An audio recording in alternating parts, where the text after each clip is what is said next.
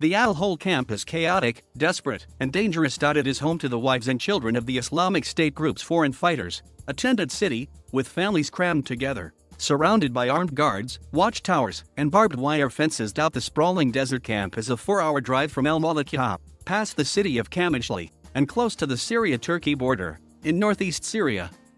Inside, women dress in black and wear the niqab, a face veil with an opening for the eyes, worn by some Muslim women.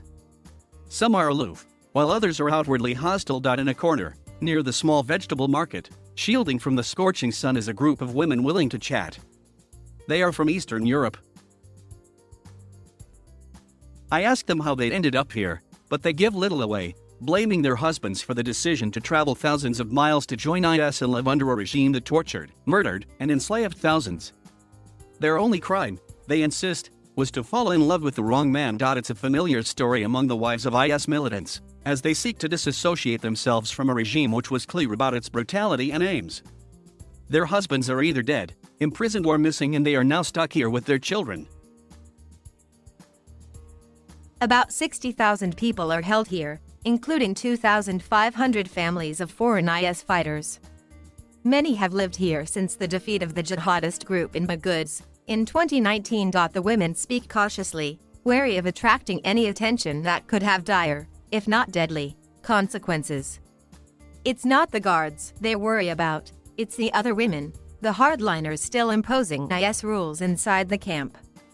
In the early hours of the morning we were there, a woman was found murdered.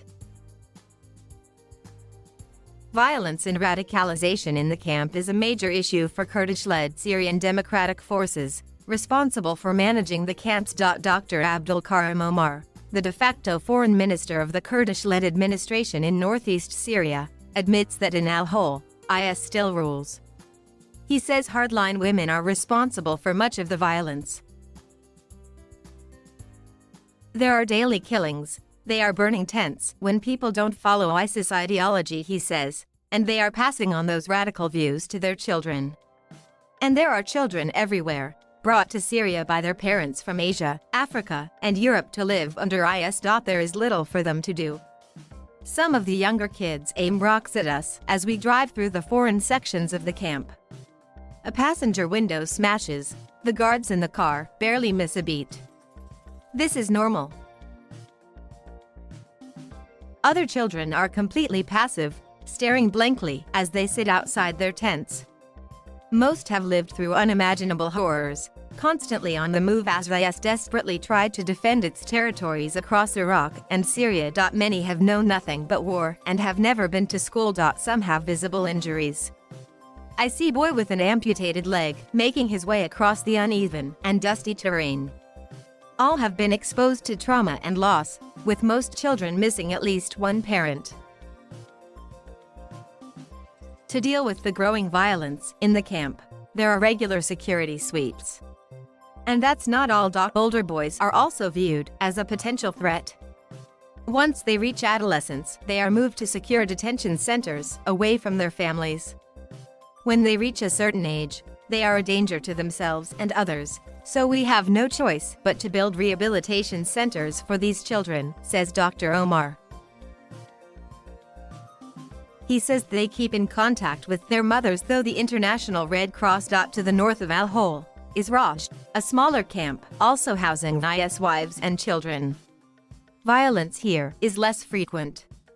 It's where many of the British women, including Shamima Begum, Nicole Jack, and her daughters, are living.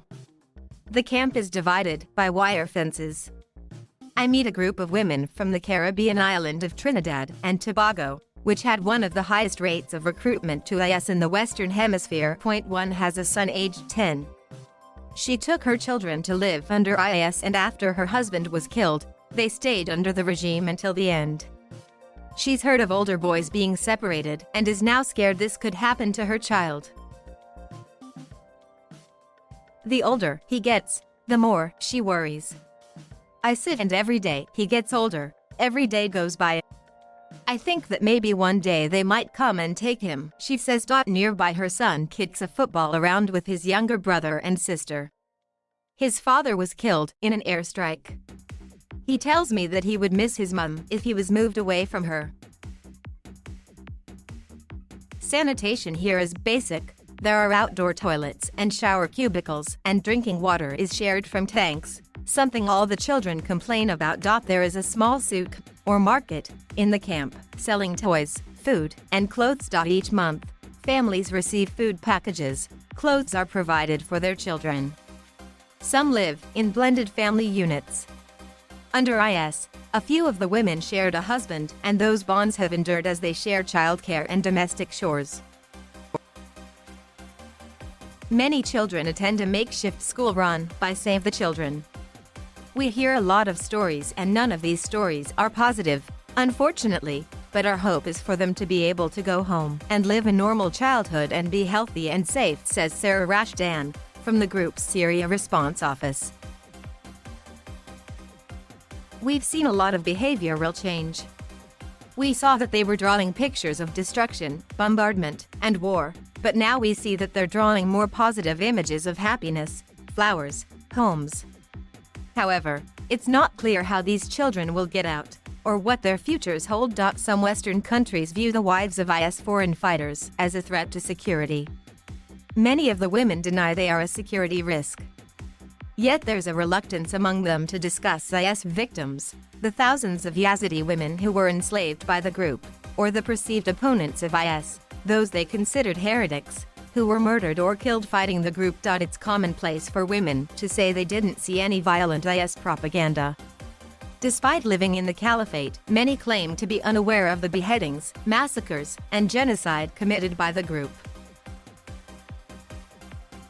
This is a regular refrain of those who joined IS, and, for the most part, it's not an argument that holds up to scrutiny. They are disconnected from the outside world, and few understand how they are viewed in their home countries. Some European countries, like Sweden, Germany, and Belgium, are repatriating some of the children and their mothers. But with the situation in the camps deteriorating, the Kurdish authorities are urging more countries to bring their citizens back. It's an international problem, but the international community is not taking their duties and responsibilities towards it, says Dr. Omar. If it keeps going like this, we will face a disaster that we cannot deal with.